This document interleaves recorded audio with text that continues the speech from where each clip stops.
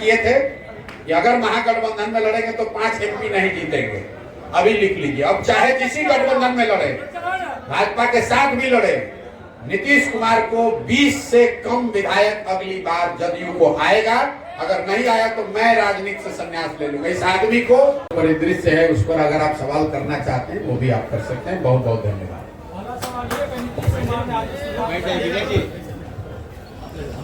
बोलिए,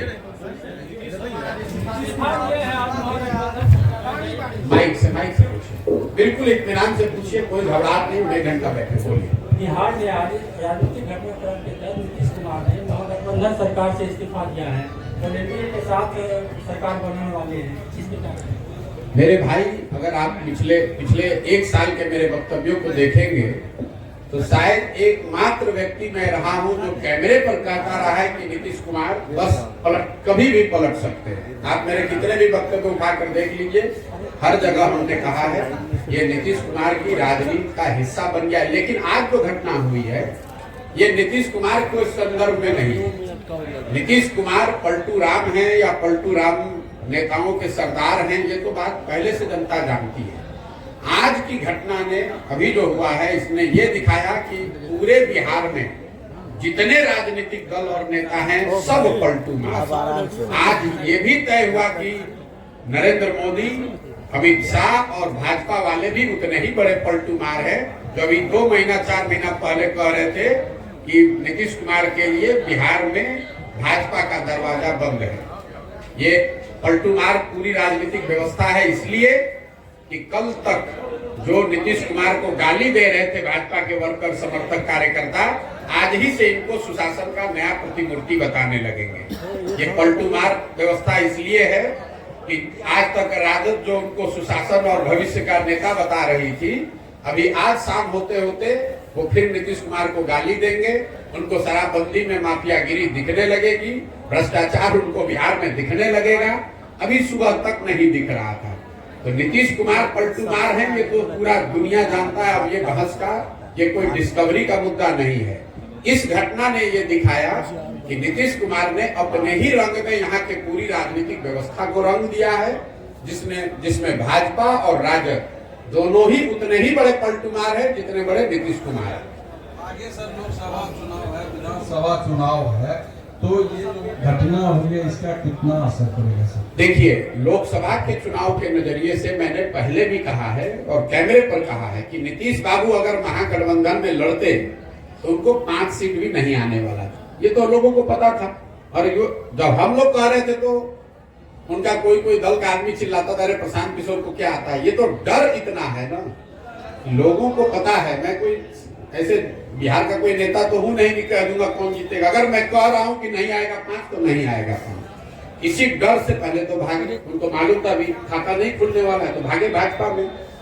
अब इस नई व्यवस्था में जरूर एनडीए के नाम पर, मोदी के नाम पर, भाजपा के लहर में कुछ सीट उनको मिल जाएगा। लेकिन इसके साथ ही एक और आपको भविष्यवाणी कर देता हूं, इसका सबसे बड़ी कीमत इस गठबंधन का भाजपा और उनके दल वाले पे करेंगे विधानसभा के चुनाव में। लोकसभा में नहीं, लेकिन भाजपा को इसकी बहुत बड़ी कीमत चुकानी पड़ेगी आने वाले विधानसभा चुनाव में। क्योंकि जो भाजपा का समर्थक है, जो उनका वोटर है, नेता है, काडर है, आज उसके पास कोई जवाब नहीं है कि आखिर आप जिस नीतीश कुमार को आपने एक बार 2020 में थोपा, तब भी आपके 75 एमएलए थे, इनके 42 थे, आप क्यों नहीं मुख्यमंत्री बने? क्यों नहीं बिहार को सुधारने का जिम्मा लिया? एक बार फिर नीतीश कुमार भागे तो आपने कहा नीतीश कुमार धोखेबाज है, और आज फिर उसी नीतीश कुमार को आप बिहार पर थोप रहे हैं। तो जिस तरह से कांग्रेस और कांग्रेस के नेतृत्व ने चंद सांसदों के लालच में बिहार को 20 वर्ष तक लालू के हाथ में बेचा, इसकी चिंता नहीं की कि बिहार के लोगों का क्या होगा। 10, 15, 20 सांसद हमारे जीत के यूपीए के आते रहे। लालू जी अगर पूरा बिहार लूट कर बर्बाद कर रहे हैं तो कोई चिंता नहीं थी सोनिया गांधी को, कोई चिंता नहीं थी कांग्रेस की लीडरशिप को। वही हाल आज भाजपा के लीडरशिप का है। उनकी चिंता बस इतनी है कि संसद में अगले लोकसभा चुनाव में हमारा 30-35 सांसद जीत कर आ जाए। अगर नीतीश कुमार ने पूरा बिहार को बर्बाद कर दिया है, उनकी मानसिक हालत नहीं है बिहार को चलाने की, इसकी कोई चिंता उनको नहीं है। वो बिहार के लोगों की चिंता नहीं है, उनको बिहार के बच्चों की चिंता नहीं है। तो लोकसभा में तो असर नहीं दिखेगा ज्यादा, लेकिन विधानसभा में भाजपा को बहुत बड़ी कीमत इसकी चुकानी पड़ेगी। और आप इस वक्तव्य को नोट करके रिकॉर्ड करके रखिए, अगर न हो तो मेरी गर्दन आप पकड़ लीजिएगा। ऐसा कहा जा रहा है कि कांग्रेस से आपका संबंध है सर।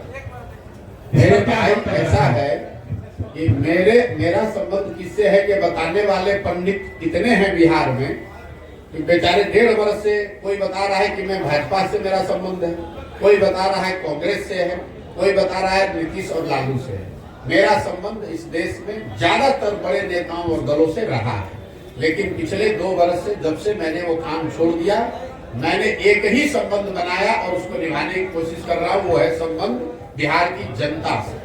मेरा संबंध बिहार की जनता से है और मैं पूरी तरीके से कृत संकल्पित हूँ कि ये जो चला रहे हैं ये लोग, लालू नीतीश भाजपा, ये जो रिवॉल्विंग डोर चला रहे हैं, जिसका जब मन है वो बैठ जाता है, इनका सामूहिक खात्मा अगले 2 वर्ष में बिहार की जनता की मदद से कराकर आपको दिखाएंगे। आप हमेशा मौजूदा सरकार पर हमला बोलते हैं। आपने कहा कि 2 साल पहले तक संबंध था बड़े बड़े नेताओं से, तो चीजों को बदल सकते थे, आप उनको सुझाव दे सकते थे कि इस तरह से बिहार को चलाना है, ये योजना लाइए, ऐसे करिए, बिहार डेवलप होगा, ये कर सकते थे।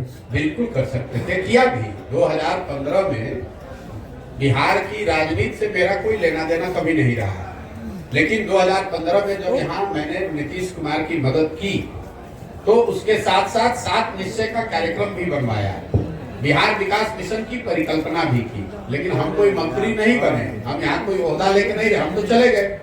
उसके बाद यहाँ पर उसको करने की जिम्मेवारी नीतीश सरकार की थी, और अगर उन्होंने नहीं किया तो हम ही यहाँ वापस आकर वो गलती सुधारने का या इसको बेहतर करने के लिए भी अपना घर परिवार काम धंधा छोड़कर हम ही पसीना बहा रहे हैं। आप नहीं कर रहे हैं, आप उस समय भी सवाल कर रहे थे, आज आप भी सवाल कर रहे हैं। हम ही आज आकर अपने जीवन का सब कुछ दांव पर लगाए हैं कि अगर इनको सलाह देने से नहीं सुधरा तो हम खुद उतरकर जनता को सलाह देकर इस काम को करेंगे। चुनावी मोड में प्रशांत किशोर कब आएंगे? बिल्कुल चिंता मत कीजिए, जब समय आएगा मैं चुनावी मोड में भी आऊंगा और आपको उसका असर भी दिखेगा। आपको नहीं दिखा, एक एमएलसी का चुनाव हमने अभी कराया निर्दलीय अफाक अहमद का, आज से 6-8 महीना पहले।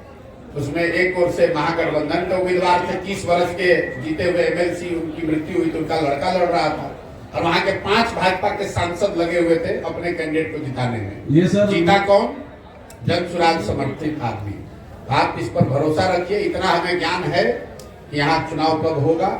जब चुनाव होगा तो आप जनसुराज को, प्रशांत किशोर को चुनाव के मोड में भी देखेंगे और इन लोगों का सबका खटिया खड़ा करते हुए भी आप देखेंगे। ये लोकसभा चुनाव में इंडी अलायंस का क्या भविष्य देखते हैं? नीतीश जो इसके सूत्रधार थे, नीतीश कुमार, वो खुद चले गए। पहले बात तो आप ये समझिए कि नीतीश कुमार कभी इसके सूत्रधार थे नहीं। ये तो अपने से आप लोग कुछ बिहार के पत्रकार और जदयू के कुछ बड़बोले नेता अपने आप को संयोजक, सूत्रधार, पता नहीं प्रधानमंत्री का फेस क्या क्या बता रहे हैं। आप मेरे वक्तव्यों को पिछले 1 साल से सुनिए। मैं बार बार कह रहा हूं कि पहली बात, इंडिया अलायंस जिस तरीके से बना है, जिस तरह के उसमें प्रयास हुए हैं, मैं ऐसा नहीं समझता हूं कि उससे उनको कोई बहुत सफलता मिलेगी। इसलिए नहीं मिलेगी ना उनके पास कोई नैरेटिव है, ना कोई पब्लिक से कॉन्टैक्ट है, ना जमीन पर कोई काम हो रहा है, ना कोई उनके लिए नया प्रयास हो रहा है, ना आपस में उनकी सामंजस्यता है, ना कोई चेहरा, ना कार्यक्रम, तो कैसे आपको सफलता मिलेगी? दूसरी बात, अगर जो भी उनकी ताकत है इंडिया अलायंस की, उसमें नीतीश कुमार का क्या था भाई? पटना में एक बैठक होने से आप लोग कह रहे हैं कि नीतीश कुमार ही इसके सूत्रधार है। इंडिया अलायंस में सबसे बड़ा दल कांग्रेस है, दूसरा सबसे बड़ा दल तृणमूल है, तीसरा सबसे बड़ा दल डीएमके है। नीतीश कुमार को पूछता कौन है? ये तो बिहार में आप लोग, हमारे चूंकि मुख्यमंत्री हैं तो हम लोग को इन पर बोलना पड़ता है। आप किसी दूसरे राज्य में जाइएगा तो कोई इस बात का संज्ञान भी ले रहा है क्या कि कौन है नीतीश कुमार? आप जरा ये समझिए कि नीतीश कुमार क्या ऑफर कर सकते हैं किसी दल या गठबंधन को। इनके पास कोई इतना बड़ा ये चेहरा है नहीं, कोई इनकी आइडियोलॉजिकल विचारधारा वाली पोजिशनिंग है नहीं, हर 6 महीना पे पलटते हैं। पूरे देश में इनका नाम है पलटूरा। दूसरा, इन्होंने गवर्नेंस के स्तर पर पूरे देश में सबसे गरीब और पिछड़ा राज्य है बिहार। तो ऐसा तो होगा नहीं कि केरल का आदमी कहेगा कि केरल को बिहार के जैसा बनाना है इसलिए नीतीश कुमार को नेता मान ले। तीसरा, दल की कुमार की बात हो गई सर। मैंने सुनो मेरी बात। दल की आपकी ताकत है नहीं, कुल जमा पूंजी आपकी 42 विधायकों की है, तो ना आपके पास राजनीतिक काबिलियत है, ना आपका इमेज है, ना सुशासन गवर्नेंस है। किस आधार पर आपको कोई नेता मान लेगा? ये तो नीतीश कुमार ऐसे हवाई किला बनाते रहते हैं, और जब वो नहीं मिला तो तुरंत पिछले दरवाजे से भागा भाजपा की ओर। और आपको एक और घोषणा कर देता हूं, अगले विधानसभा से पहले, जिसको भी आप लोग चला दीजिए कोट करके, ये फॉर्मेशन फिर बदलेगा, इसको भी लिख कर दे देता हूं। आज जिस फॉर्मेशन में बिहार में व्यवस्था है, जिसमें नीतीश कुमार चेहरा है, बीजेपी सपोर्टर की भूमिका में है, और दूसरे साइड आरजेडी है और बाकी लोग उनको सपोर्ट कर रहे हैं, इस फॉर्मेशन में विधानसभा का चुनाव नहीं होगा।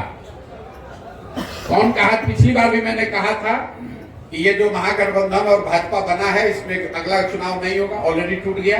फिर अभी घोषणा कर देता हूं, ये भी टिकने वाला नहीं है। अगले विधानसभा से पहले आपको बहुत बड़ा उलटफेर बिहार की राजनीतिक परिदृश्य में, पूरी इकोसिस्टम में देखने को मिलेगा, और ये लोकसभा चुनाव के 6 महीना के अंदर आपको दिखेगा। प्रशांत जी, सबसे पहले बात ये महत्वपूर्ण कि आप जो सर्वे करवाया या लोगों की जनभावना को जो समझा कि 55% लोग इस राजनीतिक व्यवस्था से जुड़े हुए हैं। 2 बरस पहले थे, आज की घटना के बाद तो बढ़ के 60-65 हो गया होगा। इस बात में बहुत दम है, आपके इस बात में बहुत दम है।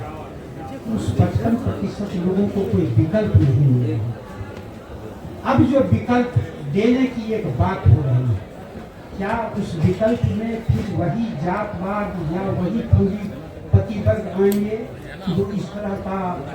देखिए, विकल्प जो बनाने की बात है, अगर वो विकल्प मैं बनाता या कोई 10, 15, 25, 50 व्यक्तियों का समूह बनाता, कोई जाति विशेष के लोग बनाते, कोई धर्म विशेष के लोग बनाते, कोई परिवार के लोग बनाते, तो आपकी बात सही हो सकती थी। इसीलिए तो ये प्रयास किया जा रहा है कि विकल्प बनाने के लिए मैं जितना बड़ा प्रयास कर रहा हूँ, 2-2.5 बरस गांव पैदल चल के एक व्यक्ति से मिलकर विकल्प बनाने का प्रयास करें, ताकि जब ये नया दल बने, विकल्प बने, तो दल प्रशांत किशोर का ना हो, किसी जाति विशेष, किसी परिवार का ना हो, पूरे बिहार के लोगों का हो, जो लोग पूरी तरीके से इस बात से कन्विंस है, जो आपने कहा, इस बात में दम है कि बिहार में नया विकल्प चाहिए।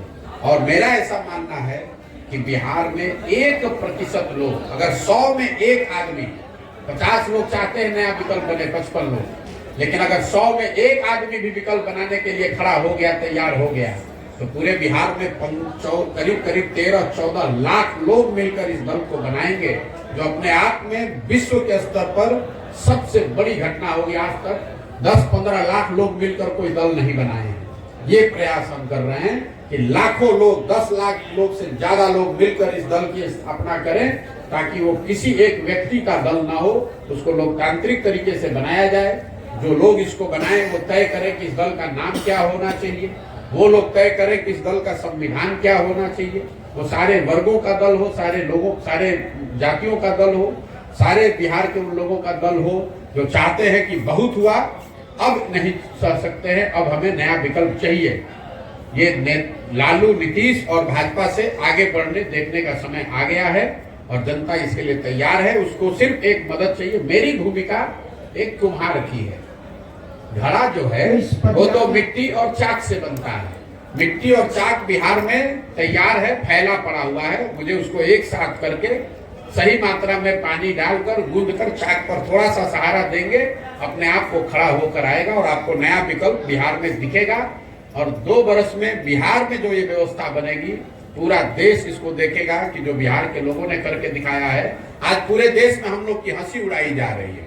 ये नीतीश कुमार पलटू राम के चक्कर में पूरे देश में लोग हंस रहे हैं कि भाई बिहार में क्या हालत है। मैं चाहता हूं कि बिहार के लोग इससे सीखें और ऐसी व्यवस्था बनाएं कि पूरा देश खड़ा होकर कहे कि नहीं, जिस बिहार के लोग को हम लोग बेवकूफ, अनपढ़ जातियों में बटा हुआ मानते थे, उसी बिहार के लोगों ने मिलकर वो व्यवस्था, वो दल बनाया है जो देश के लिए अनुकरणीय है। यात्रा के दौरान 13 जिला की आपने पदयात्रा पूरी की। इस पदयात्रा के दौरान ऐसे चेहरा चिन्हित हुए आपके नजर में जिनको आप पदयात्रा से पहले लक्ष्य ये था कि हर प्रखंड से 20 ऐसे लोगों को चुनकर निकाला जाएगा जो इसके संस्थापक सदस्य बनेंगे, जो दल को बनाने वाले बनेंगे। अभी तक पदयात्रा का अनुभव है, हर प्रखंड से करीब करीब 2500, इसको नोट कर लीजिए, 2500 लोग जन सुराज के संस्थापक सदस्य बन रहे हैं या बनने के लिए इच्छुक है या वो बनाया जा रहा है। जब मैं बेगूसराय से निकलूंगा तो यहाँ से करीब करीब हर प्रखंड में 2 से 2500 लोग जन सुराज के आपको मिलेंगे, जो किसी दूसरे दल के मुकाबले बड़ी ताकत है और इसीलिए इतना समय इसमें लग रहा है। और आप जो देख रहे हैं, इतनी बड़ी जो व्यवस्था है, इतने हजारों लोग जो इसमें पैदल चल रहे हैं, यही लोग हैं जिनमें से चुनकर वो निकाला जा रहा है। और यात्रा खत्म होने के 15 दिन के अंदर जिले में, अनुमंडल में, प्रखंड में और पंचायत में आपको पूरी जन सुराज के संगठन के लोग, संगठन, ऑफिस, कार्यालय सब आपको 15 दिन में दिखने लगेगा। बिहार में लंबे समय से आरजेडी और जेडीयू का जो है शासनकाल चल रहा है, लेकिन आखिर बिहार बदलेगा कैसे? क्या उसका चेहरा कहीं प्रशांत किशोर जी तो नहीं? बिहार तब बदलेगा जब बिहार के बच्चों का चेहरा लोगों की प्राथमिकता बन जाए। मोदी के चेहरे पर वोट बंद हो जाए, लालू के चेहरे और मोदी के और नीतीश के और प्रशांत किशोर के चेहरे पर नहीं। जिस दिन लोग अपने बच्चों के चेहरे को देखकर वोट देने लगेंगे, उस दिन बिहार बदलेगा। जिस दिन लोगों को इस बात का एहसास होगा कि मोदी को वोट देने से बिहार में बेरोजगारी खत्म नहीं हुई, हमारे बच्चों का पलायन नहीं रुका, उस दिन बिहार बदलेगा। जिस दिन लोग जाति वालों को वोट देने से पहले उनसे ये सौदा करेंगे कि हमारे बच्चे को पढ़ाई रोजगार दोगे तब तुम्हें वोट दूंगा, तब बिहार सुधरेगा। प्रशांत किशोर को वोट देने से, जन सुराज को जिताने से बिहार नहीं बदलेगा। लोगों को अपने स्वभाव में, अपनी समझ में फर्क लाना पड़ेगा, तब बिहार बदलेगा। वरना अगर कल जन सुराज जीत जाए, प्रशांत किशोर बैठ जाए, तो भी हम काम नहीं करेंगे। क्योंकि बंधुआ मजदूरी जो है, राजनीतिक बंधुआ मजदूरी बिहार की सबसे बड़ी समस्या है।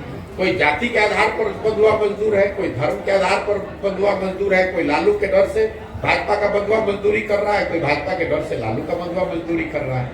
तो जब बिहार में राजनीतिक बंधुआ मजदूरी से हम लोग अपने आप को आजाद कर लेंगे, बिहार में परिवर्तन होगा। और आप देखेंगे कि अगले 10 वर्ष में हम लोग के जीवन काल में वो समय भी आएगा जब बेरोजगारी और पलायन छोड़िए, 10 वर्ष में मैं आपको लिख कर दे रहा हूँ, हम लोग वो समय देखेंगे जब दूसरे राज्यों से लोग बिहार में नौकरी रोजगार करने आएंगे। ये विजन और ये सपना लेकर ये प्रयास कर रहे हैं। तो फिलहाल सर महागठबंधन सरकार ने भी रोजगार दिया है बाहर के लोगों को, किसको दिया है? ये पहले तो आप लोग कुछ थोड़ा भी अपना रिसर्च करके नहीं आते। आपने कहा कि महागठबंधन सरकार ने लोगों को रोजगार दिया है। कैसे दिया है? 2 लाख शिक्षकों की बहाली की आप बात कर रहे हैं। इतना बड़ा फ्रॉड है ये। इसमें आधे से ज्यादा लोग वो थे जो पहले से शिक्षक थे, वो नियोजित शिक्षक थे, अब उनको राज्यकर्मी बना दिया गया। तो नया रोजगार नहीं है। दूसरा, जो नए लोगों को मिला पढ़ाई का साधन, उसमें भी आधे से ज्यादा लोग बिहार के बाहर के लोग। नीतीश कुमार बेवकूफ आदमी खड़ा होकर खुद ही गिना रहा है कि 12-13 राज्यों के लोग आकर यहाँ शिक्षक बने हैं जरा, लेकिन उसकी हिम्मत नहीं है उस सरकार की वो संख्या जारी करके बता दे कि कितने बिहार के नए लड़कों को शिक्षकों की नौकरी मिली है। 50% से ज्यादा लोग का सर्विस कंडीशन बदला गया है, नया रोजगार नहीं मिला है। और जो 50% के आसपास नए लोगों को शिक्षकों के तौर पर नियुक्त किया गया है, उसमें से ज्यादातर लोग बिहार के बाहर के हैं। ये महागठबंधन, तेजस्वी, नीतीश, लालू, इनका सोच है कि हमारे बच्चे जाकर बाहर मजदूरी करें, ठेला लगाएं, सब्जी बेचें और दूसरे राज्य के लोग आकर बिहार में 50,000 रुपया के शिक्षक का काम करें। ये इनकी दूरदर्शिता दिखाता है। ये प्रधानमंत्री बनने के लालच में अपना देश में इमेज बना रहे थे नीतीश कुमार कि हम पूरे राज्य में यूपी के और गुजरात के लोगों को नौकरी देके बिहार में, तो सब लोग कहेगा कि नीतीश कुमार बहुत बड़ा नेता है।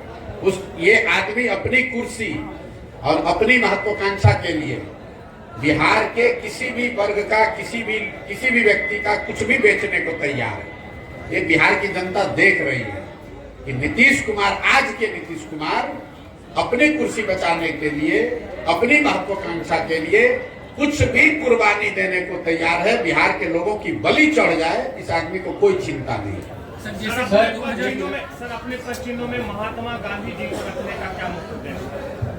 अब इस देश में, इस धराधाम पर, इस धरती पर महात्मा गांधी से बड़ा सामाजिक राजनीतिक चिंतक, विचारक, आइकॉन तो पूरे देश में कोई बना नहीं। तो अगर गांधी को लेकर नहीं चलेंगे तो किसको लेकर चले? आप बता दीजिए। गोडसे को लेकर चले? मेरे भाई, गांधी ही वो सोच है, गांधी ही वो विचारधारा है, गांधी ही वो आइकन है जो आज की इस परिस्थिति से हम लोग को बाहर निकाल सकते हैं।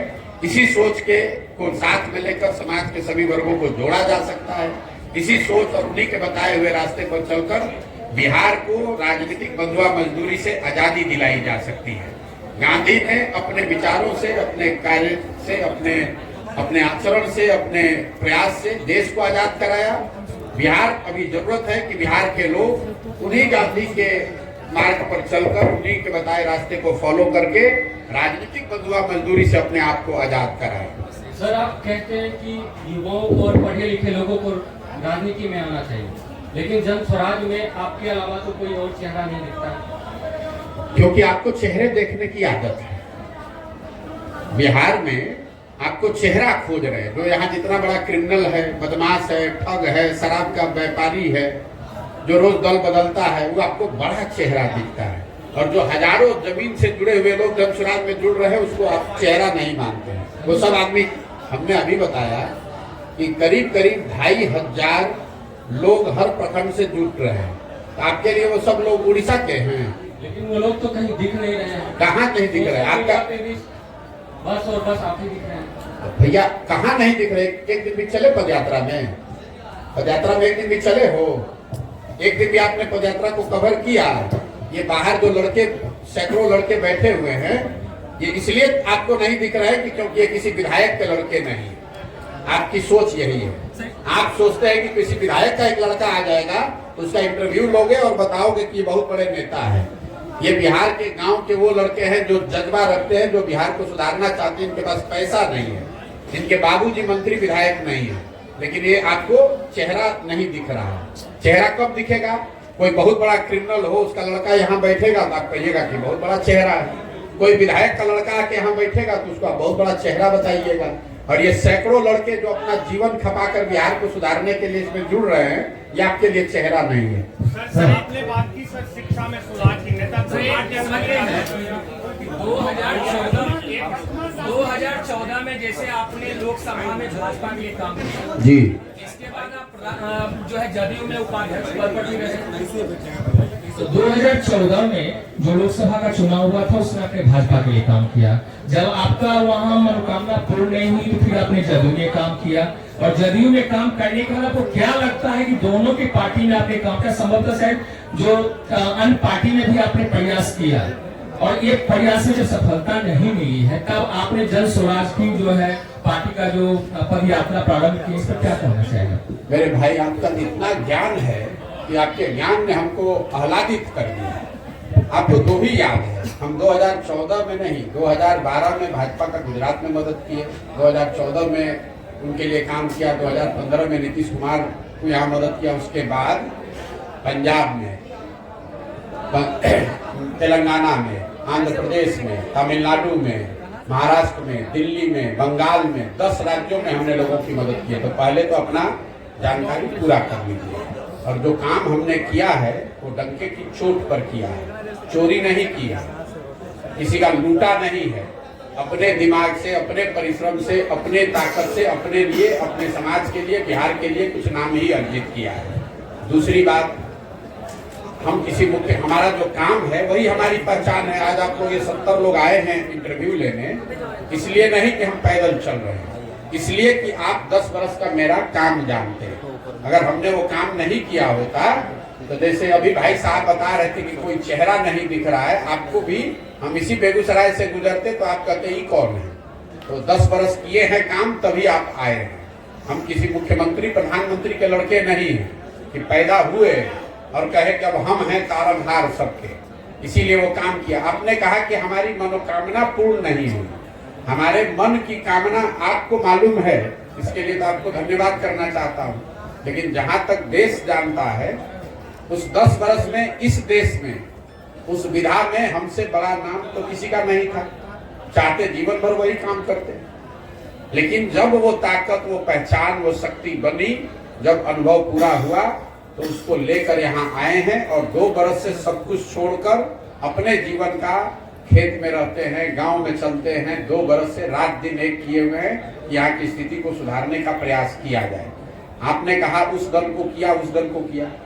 अगर उस दल में वो सब कुछ सही होता ही तो फिर हमको नए प्रयास की जरूरत क्या है। लेकिन अगर आप कोई प्रयास करते हैं उसमें आपको सफलता नहीं मिली तो आपके पास 2 विकल्प हैं। या तो आप थक हार के बैठ जाइए कि भाई हो नहीं सकता है, दूसरा ये है कि उससे और बेहतर प्रयास कीजिए। तो हमारी गिनती आप दूसरे वाले में रखिए। हमने यहाँ प्रयास किया कि नीतीश को मदद करके 7 निश्चय बनाकर बिहार विकास मिशन बनाकर बिहार को सुधारा जाए। नहीं सुधरा तो उससे बड़ा प्रयास कर रहे हैं, लेकिन प्रयास तो कर रहे हैं ना। यहाँ बैठ के खाली टिप्पणी नहीं कर रहे हैं। दिल्ली में बैठकर बिहार पर टिप्पणी नहीं करता हूँ मैं। जब मैं बिहार में नहीं था तो देश भर के पत्रकार अगर बात करते होंगे, देश विदेश की राजनीति पर चर्चा करते थे, बिहार पर नहीं बोलते थे। बिहार पर तब बोलते हैं जब 2 बरस से बिहार के गांव-गांव में अपना पूरा जीवन लगाए हुए। बाहर के केरल में क्या हो रहा है, इंडिया अलायंस में क्या हो रहा है तो पूछते हैं, तब भी लिमिटेड बात ही बोलते हैं, हमको उससे कोई लेना देना नहीं। तो हम यहाँ आए हैं ये सोच समझकर अपने 10-15 बरस के अनुभव के आधार पर कि अगर बिहार में सुधार करना है तो बिहार में समाज के स्तर पर प्रयास होना चाहिए और वो प्रयास ईमानदारी से कर रहे हैं। सर रियली सॉरी टू से मैं कंटिन्यूसली आपको सुनता रहता हूँ और अभी मैं बहुत ही बेतुका सवाल पूछने जा रहा हूँ। मतलब अरे आपका हक है पूछने का, बेतुका बस उसी हिसाब से पूछने जा रहा हूँ मास कॉम के एथिक्स एंड नॉर्म्स के अकॉर्डिंग कि अभी तक आपने सारे सवालों पे प्रॉपरली हमें आंसर दिया, डिस्क्राइब किया, बट इनकम टैक्स का पार्ट नहीं है। बट ये जो फंडिंग आ रही है जन सुराज को लेकर वो कहाँ से आ रही है? क्या ये क्राउड फंडिंग का? मेरे भाई ऐसा है, आपने कहा कि आप उनको सुनते रहे, आपने सुना नहीं है कभी, क्योंकि जिस दिन से हम ये पदयात्रा चला रहे हैं उस दिन से हर प्रेस वार्ता में आप पहले बेतुका पूछने वाले नहीं हैं। ये बेतुका सवाल नहीं है, बिल्कुल सही सवाल है। हर प्रखंड में पत्रकार वार्ता में लोग ये पूछते हैं कि इसके लिए पैसा कहाँ से आ रहा है। उसका जवाब ये है कि ये पैसा वहां से आ रहा है जिनको पिछले 10 वर्षों में हमने राजनीति के क्षेत्र में आगे बढ़ाने में मदद की है, कंधा लगाया है। आज इस देश में 5 से ज्यादा ऐसे राज्य हैं जहां उन लोगों की सरकारें हैं जिनको सरकार बनाने में, जीतने में हमने कंधा लगाया है। कई लोगों को ये लगता है कि अच्छा जिस पार्टी को जिताया है वो पैसा दे रहा है, नहीं, पैसा वो कोई नेता नहीं देता है, कोई दल नहीं देता है। लेकिन जिस राज्य में भी आप किसी को सरकार बनाने में मदद करेंगे उस राज्य में सैकड़ों ऐसे लोग होते हैं जो प्रशांत किशोर को जानते हैं, जिनको हमारी समझ पर भरोसा है, जिनको हमारे प्रयासों में यकीन है, लोग वो मदद कर रहे हैं। उन राज्यों में जहां मैंने काम किया पिछले 10 साल में, जहां की व्यवस्था को, सरकार को बनाने में हमने कंधा लगाया, उस व्यवस्था से, उन दलों से, उन नेताओं से जुड़े हुए जो लोग हैं वो लोग पैसा दे रहे हैं और उसी पैसे से ये पूरा अभियान चलाया जा रहा है। सर एक सवाल है, एक बात, आप ये बेतुका सवाल अगली बार जदयू से और राजद से भी जरूर पूछिएगा। पत्रकार और मास कॉम के एथिक्स की आपने बात की है, मैं एक बार अपना फुटेज हमको दिखा दीजिएगा जिसमें आप ये पूछ रहे हो तेजस्वी यादव से कि राजद को राजनीति करने के लिए पैसा कहां से आता है, अपना बर्थडे एरोप्लेन, चार्टर्ड प्लेन में मनाने के लिए पैसा कहां से आता है, नीतीश कुमार को धंधेबाजी करने के लिए पैसा कहां से आता है। ये सवाल अगर आपने नीतीश कुमार से पूछा होता तो मुझे और खुशी होती, लेकिन आप हमसे सवाल पूछिए, आपका हक है, हमको जवाब देना भी चाहिए, लेकिन ये जवाब सबसे मांगा जाना चाहिए, सिर्फ जनसुराज से। दूसरा न दे तो भी मैं दूंगा, सुनिए, दूसरा कोई न जवाब दे फिर भी मैं जवाब दे रहा हूं, लेकिन पत्रकार होने के नाते आप गिरिराज सिंह से भी पूछिएगा, यहाँ पर डॉक्टर तनवीर से भी पूछिएगा और नीतीश कुमार, लालू यादव से भी पूछिए, तेजस्वी यादव से, कि आप लोग जो राजनीति करते हैं, प्रशांत किशोर तो कह रहे हैं कि दूसरे राज्य में जिसका मदद किए थे वो पैसा दे रहा है, और बिहार में तो कम से कम कोई खड़ा होकर भाई कलाल नहीं कह सकता है कि हमने 1 रुपया भी किसी से लिया है जीवन में। लेकिन राजद और जदयू को पैसा कौन दे रहा है, इस पर भी मैं सोचता हूं कि पत्रकारों को इतनी हिम्मत तो जरूर होनी चाहिए कि एक बार पूछ के तो दिखाइए। सर पत्रकार अपने जवाब तो आपको जीवन में नहीं मिलेगा।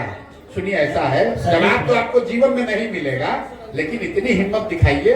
लालू, नीतीश, तेजस्वी से तो आप पूछ भी नहीं पाइएगा, क्योंकि वो आपको पूछने नहीं देंगे। कम से कम उनके जिला अध्यक्षों से पूछिए कि तुम्हारे पास पैसा कहां से आया। नहीं, आपका जवाब एक सकारात्मक पहलू है। यह सवाल जानबूझकर पूछा गया था। ये एक सकारात्मक पहलू है जन स्वराज के पदयात्रा से संबंधित। बिल्कुल, मैंने ये भी कहा है, बिल्कुल आपका स्वागत है। मैंने ये भी कहा है कि जब जन स्वराज अभियान खत्म होगा तो इस पूरे अभियान पे जो खर्च हुआ, इसका बाजाबता पूरा डिटेल जारी करेंगे कि एक एक रुपया कहां से आया और बैंक के माध्यम से कैसे खर्च हुआ। आपको क्या लगता है कि जिस देश में अभी आप एक छोटा सा मुखिया का चुनाव लड़ते हैं तो आपको प्रतिद्वंदी आपको चलने नहीं देता है। हम आज 16 महीना से इतना बड़ा अभियान चला रहे हैं, हम एक गलती करेंगे ये लोग हमको छोड़ देगा, हमको जिंदा गाड़ देगा। अभी तक उसको कोई उपाय ही नहीं है, उसको कोई उपाय नहीं, क्योंकि उसको मालूम है कि हम पर हाथ नहीं रख सकता। हम आज तक किसी पब्लिक ऑफिस में नहीं रहे, किसी से धंधेबाजी नहीं करते हैं, पैसा नहीं लेते हैं, अपनी विद्वता से, अपने अनुभव से लोगों की मदद की है और उनसे कह रहे हैं कि मदद करो। देश के सबसे गरीब और पिछड़े राज्य में लोगों की व्यवस्था, उनकी जिंदगी सुधारने के लिए प्रयास कर रहे हैं, मदद कीजिए और लोग मदद कर रहे हैं। सर एक सवाल है मेरा, आप सर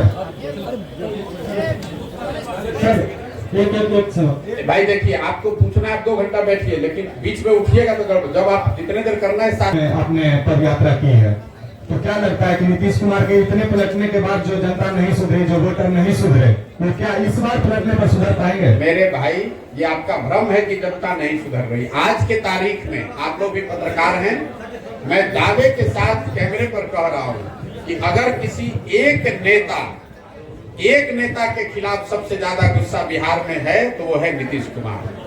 आप किसी भी वर्ग से बात कीजिए, किसी सामान्य नेता से, पब्लिक से, उनके अपने सपोर्टर, वोटर और पार्टी के नेताओं से बात कीजिए, हर आदमी नीतीश कुमार के लिए आज अपशब्द और गलत बात कह रहा है। और ये ऐसा मत समझिए कि बिहार की जनता समझती नहीं है।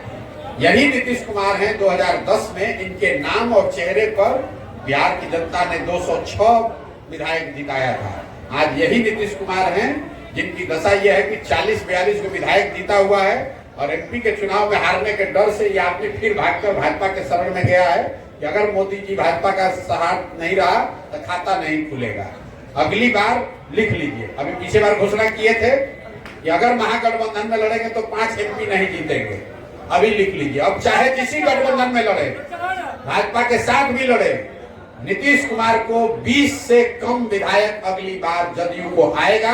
अगर नहीं आया तो मैं राजनीति से संन्यास ले लूंगा। इस आदमी को, जदयू को 20 विधायक नहीं आएगा, चाहे वो भाजपा के साथ लड़े, महागठबंधन के साथ लड़े, कि किसी के साथ लड़े। बिहार की जनता इतनी बेवकूफ नहीं है, जनता इतनी व्याकुल है आज कि वोट किसी को दिया।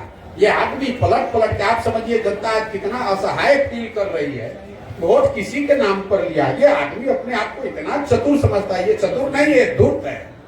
नीतीश कुमार निहायत धूर्त आदमी है, जो पूरे बिहार के 13 करोड़ जनता को धूर्तता से मूर्ख बनाकर उसको ठग रहा है। और इसका पूरा सूद समेत हिसाब जनता अगले चुनाव में करेगी। लोकसभा और खाली छोड़ दीजिए। तो सर आपका नाम आ रहा है सरकार गिराने में। हम बोले थे कि जाकर उधर पलट जाओ।